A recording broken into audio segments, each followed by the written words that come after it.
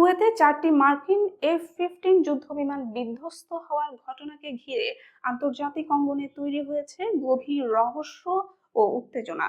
মার্কিন central command CENTCOM প্রাথমিকভাবে এই ঘটনাকে ফ্রেন্ডলি ফায়ার অর্থাৎ নিজেদের ভুলবশত গুলিবর্ষণের ফল বলে দাবি করলেও সামরিক বিশ্লেষকদের মতে এই ব্যাখ্যার সঙ্গে বাস্তবতার বেশ কিছু অসামঞ্জস্য রয়েছে।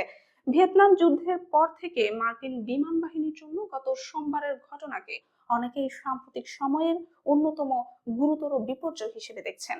যদিও বিধ্বস্ত 3টি বিমানের 6 জন ক্রু সদস্যই শেষ পর্যন্ত নিরাপদে বেরিয়ে আসতে সক্ষম হয়েছেন, তবুও এই ঘটনার পেছনের প্রকৃত কারণ কি তা নিয়ে নানা প্রশ্ন উঠছে। পেন্টাগনের দাপ্তরিক বিবৃতিতে বলা হয়েছে, কুয়েতের আকাশ প্রতিরক্ষা ব্যবস্থার ভুল শনাক্তকরণের কারণে এই দুর্ঘটনা ঘটেছে।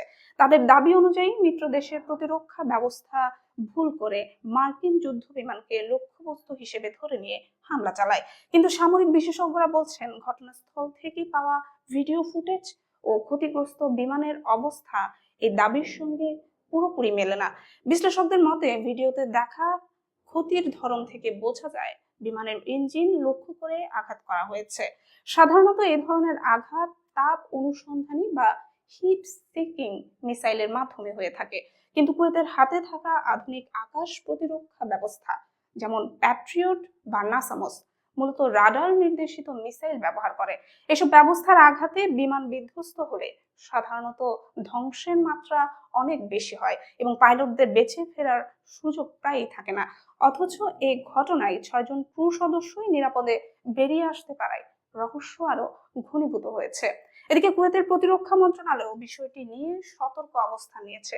তাদের বিবৃতিতে মার্কিন যুক্তরাষ্ট্রের ফ্রেন্ডলি ফায়ার দাবিকে সরাসরি সমর্থন করা হয়নি, বরং তারা জানিয়েছে ওই সময় আকাশে বেশ কয়েকটি শত্রু লক্ষ্যবস্তু শনাক্ত করা হয়েছিল এবং সংঘর্ষের মধ্যে কিছু মার্কিন বিমান বিধ্বস্ত হয়েছে। কুয়েতের এই বক্তব্য মার্কিন সেন্টকমের ব্যাখ্যার সঙ্গে স্পষ্টভাবে সাংঘর্ষিক। একই সময়ে ওই অঞ্চলে ইরানি যুদ্ধবিমানের উপস্থিতির কথাও মার্কিন প্রশাসনের বিভিন্ন সূত্রে উঠে এসেছে। ফলে সন্দেহ আরো জোরালো হয়েছে যে এই ঘটনাটি হয়তো কোনো বিদেশি শক্তির হামলার ফল হতে পারে। এদিকে ইরান ইতোমধ্যে এই ঘটনার আংশিক দায় স্বীকার করে একটি বিবৃতি দিয়েছে। তেহরানে অবস্থিত খাতাম আল আম্বিয়া এয়ার ডিফেন্স বেস দাবি করেছে তাদের আকাশ প্রতিরক্ষা ব্যবস্থা একটি অনুপ্রবেশকারী মার্কিন F-15 যুদ্ধ বিমানকে সফলভাবে ভূপাতিত করেছে। যদিও তারা একটি বিমানের কথা বলছে, তবুও একই দিনে 3টি যুদ্ধ বিমান হারানো যুক্তরাষ্ট্রের সামরিক শক্তির জন্য বড় ধরনের ধাক্কা হিসেবে বিবেচিত হচ্ছে। ইরান পরে দাবি করে তারা আরো একটি যুদ্ধ বিমান ভূপাতিত করেছে, অর্থাৎ মোট 4টি যুদ্ধ বিমান হারিয়েছে যুক্তরাষ্ট্র। সামরিক বিশ্লেষকদের ধারণা, ইরানের হাতে থাকা স্বল্প পাল্লার তাপ অনুসন্ধানী মিসাইল যেমন R-73 বা R-74 ব্যবহার করে এই আক্রমণ চালানো হয়ে থাকতে পারে।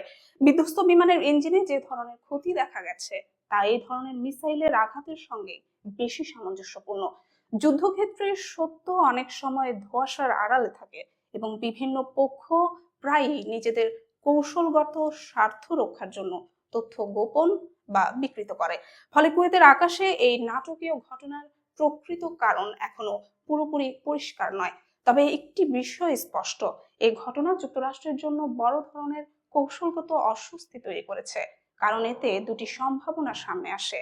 হয় মিত্রবাহিনীর সঙ্গে সমন্বয়ের ঘাটতিতে যুক্তরাষ্ট্র এমন বড় ক্ষতির মুখে পড়েছে, নয়তো তারা যাদের দীর্ঘদিন ধরে দুর্বল শত্রু বলে আখ্যা দিয়ে এসেছে তাদের কাছেই বড় ধরনের অপমানজনক আঘাতের শিকার হয়েছে।